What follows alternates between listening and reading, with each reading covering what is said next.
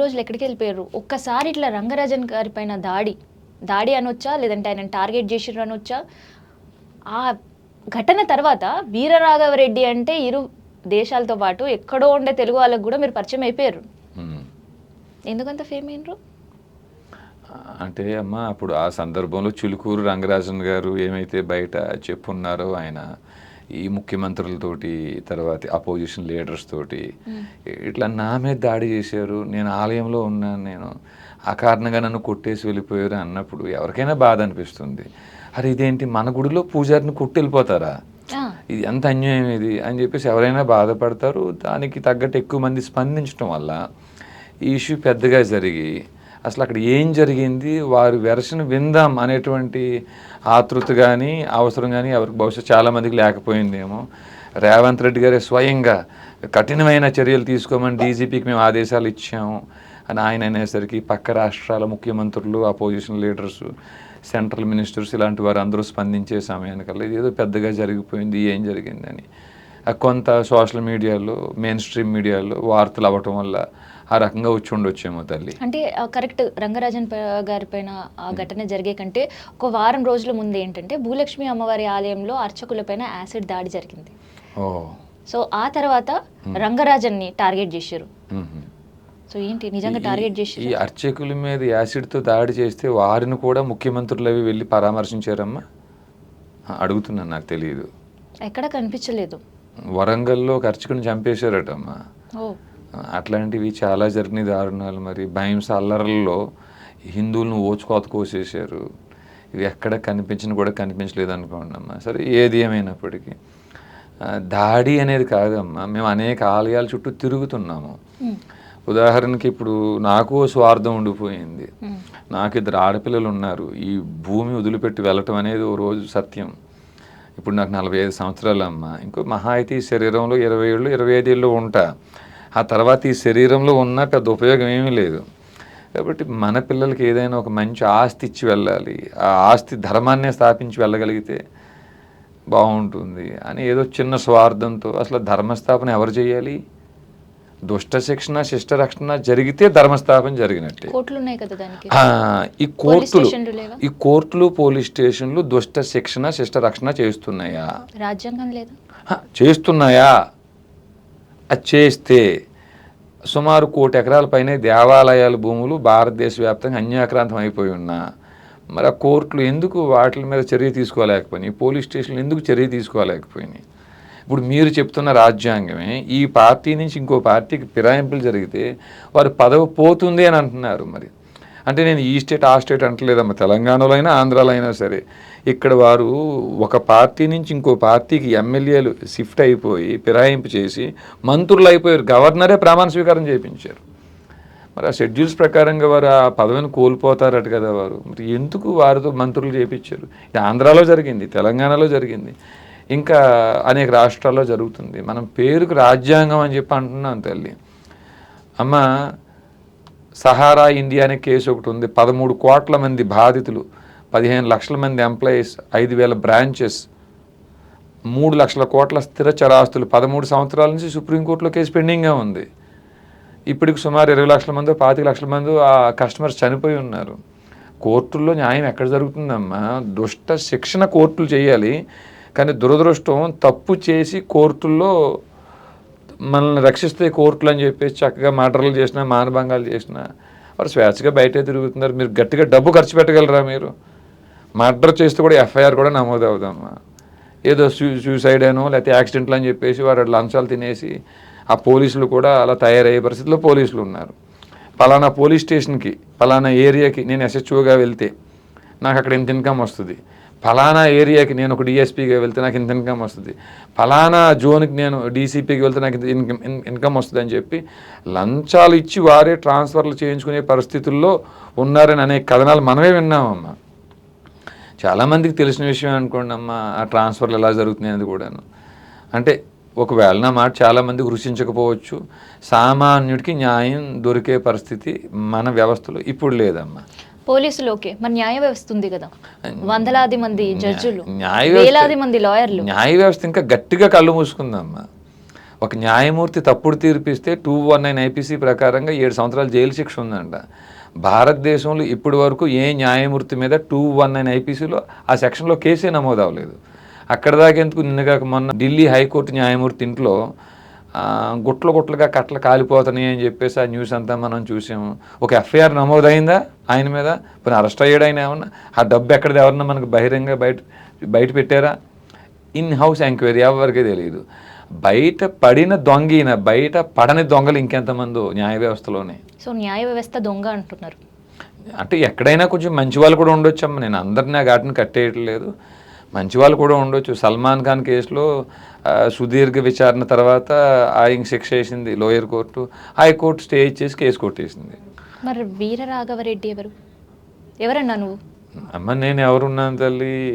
మహిపాల గోత్రంలో పుట్టినటువంటి ఒక సామాన్యుడిని, త్యాగరాజు బంటుని, శమన వైరికి బంటుని. అమ్మ అంతకు మించి నాకు చెప్పుకోవడానికి ఏమి పరిచయం ఏమీ లేదు తల్లి.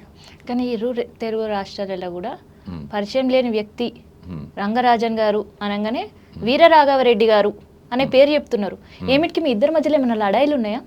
ఏమీ లేవు తల్లి. మరి ఎందుకు ఆయన టార్గెట్ చేశారు అట్లా మీరు? లేదమ్మా, ఇప్పుడు మీకు చెప్పాను కదా తల్లి, ఏదైనా ఒక ధర్మస్థాపనార్థం మనం పని చేసి వెళ్ళాలన్న ఉద్దేశంతో అనేక రాష్ట్రాలు భూమి అంతా తిరుగుతున్నప్పుడు చాలా విషయాలు గమనించున్నామమ్మా.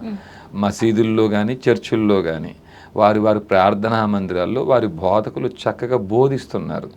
మసీదుకి ఒక 1000 మంది వచ్చినా, చర్చికి ఒక 500 మంది వచ్చినా అసలు వారి యొక్క మతాన్ని ఎలా విస్తరించుకోవాలి, వారి సంస్కృతిని ఎలా విస్తరించుకోవాలి అనే దాంట్లో చక్కగా ప్రణాళిక వేసుకువెళ్తున్నారు. మీరు నేను గుడికి వెళితే మనకు కూడా అక్కడ బోధకులు ఉన్నారు. వారిని మనం అర్చక పురోహితులు అంటున్నాం మనం. మరి అట్లాంటి బోధన మనకి మన దేవాలయాల్లో జరగట్లేదు. ఉదాహరణకి మనందరం బంధువులమే. మీది ఏ క్యాస్ట్ అన్న అవ్వచ్చు, మాది ఏ క్యాస్ట్ అన్న అవ్వచ్చు. రెడ్డి, కమ్మ, కాపు, మాల, మాదిగ, కమ్మరి, కుమ్మరి, బ్రాహ్మణ, క్షత్రియ, వైశ్య, వీళ్ళందరిలో ఉండే గోత్రాలు ఒకటే. మన అందరూ బంధువులమే అని బోధించాల్సిన బాధ్యత ఈ అర్చక పురోహితులకు ఉంది. అలాంటి బోధన ఏమి అక్కడ జరగట్లేదు. ఈ భూమి మాది, 500-600 సంవత్సరాలు ఈ భూమిని మా ముస్లిమ్స్ మేము పరిపాలించాం కాబట్టి వక్ఫ్ బోర్డు పేరుతో మేము ఈ భూమిని స్వాధీనం చేసుకుంటాం అని చక్కగా వారు ప్రణాళికతో ముందుకు వెళ్తున్నారు. ఈ భూమి అంతా ఇక్ష్వాక వంశీయులని రాముడు ఎప్పుడో చెప్పాడు. ఆ ఇక్ష్వాక వంశీయులు ఏ గోత్రాల్లో ఉన్నారు, ఆ గోత్రికులకి మనకున్న బంధుత్వం ఏమిటి? యదా హి ధర్మస్య గ్లానిర్భవతి భారత, ఓ భరతవంశీయ అని అర్జునుడిని కృష్ణుడు స్వయంగా పిలిచాడా? అయితే ఈ భరతవంశీయులు ఇప్పుడు ఏ గోత్రంలో ఉన్నారు, వారికి మనకున్న బంధుత్వం ఏమిటి? ఇట్లాంటి బోధన ఏది మన ఆలయాల్లో జరగట్లా. అలా జరిగి ఉంటే ఇదిగో ఈ భూమి అంతా ఇక్ష్వాక వంశీయులని రాముడు ఎప్పుడో చెప్పాడు, అందుకు సజీవ సాక్ష్యంగా ఈ గోత్రాల్లో ఇక్ష్వాక వంశీయులు ఉన్నారు. ఏ భరతుడు ఏ లేడన్న పేరుతో ఈ భూమికి భారతదేశంగా పేరు వచ్చిందో ఆ భరతవంశీయులు ఈ గోత్రాల్లో సజీవంగా ఉన్నారు.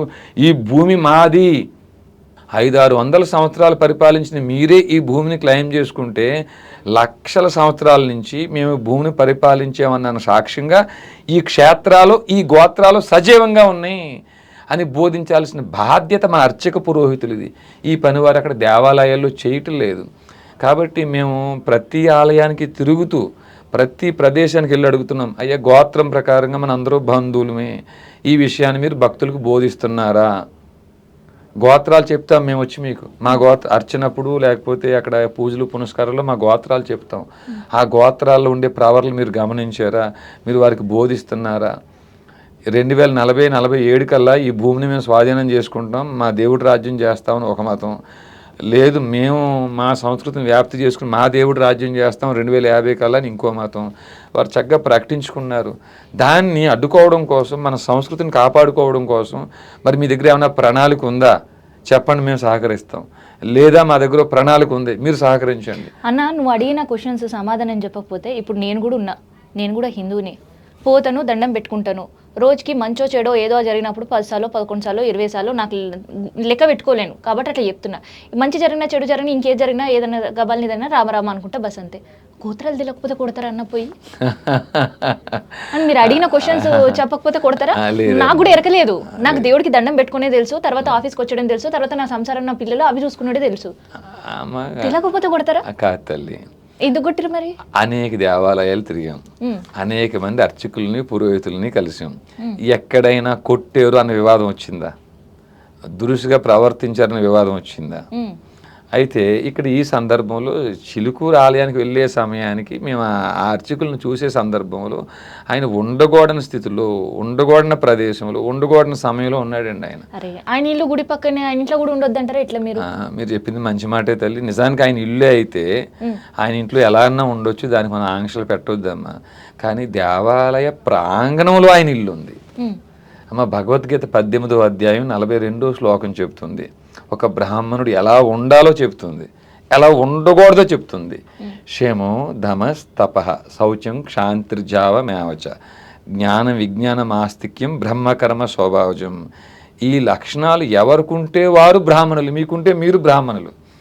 ఇప్పుడు వీటికి విరుద్ధంగా ఆయన ఒక తప్పుడు పని చేస్తూ దాన్ని సమర్థించుకోవడం కోసం నా చేతిలో ఉన్న సెల్ ఫోన్ లాక్కునే ప్రయత్నంలో భాగంగా ఆయనే మా మీద దాడి చేశాడు. ఏం తప్పుడు పని చేసిండు ఆయన అసలు? అమ్మ మేము వెళ్ళే సమయానికి అక్కడ ఒక ఇద్దరు అమ్మాయిలు ఉన్నారు ఆయనతో పాటు. ఒక ఆవిడ పూర్తి నగ్నంగా, ఒక ఆవిడ అర్ధనగ్నంగా. రంగరాజన్ గారు టీషర్ట్ మొత్తం పైకి లేపుకుని, నా కింద పంచ అంతా ఏమీ లేదు ఆయనకి. అంటే మేము డోరు బలవంతంగా నెట్టుకుని లోపలికి వెళ్ళామనుకోండి తల్లి, అక్కడ ఆ గదిలో ఉన్న శబ్దాలు మేము విని రంగరాజన్ గారు లోపల ఉంటారని మేము అనుకోలేదు.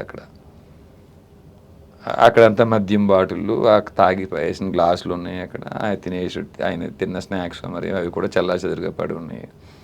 మేము గట్టిగా డోరు తెరవటం వల్ల ఆయన కంగారు పడి లేచి వచ్చే సమయంలో ఆయన కాళ్ళు లేకపోతే ఇంకేమన్నా తగిలి అవన్నీ చల్లాచెదురుగా పడిపోయినాయో తెలియదు. అవన్నీ చల్లాచెదిరే కింద అంత అసహ్యంగా ఉన్నాయి. అక్కడ వాడి పడేసిన కండోమ్ ఉంది అక్కడ.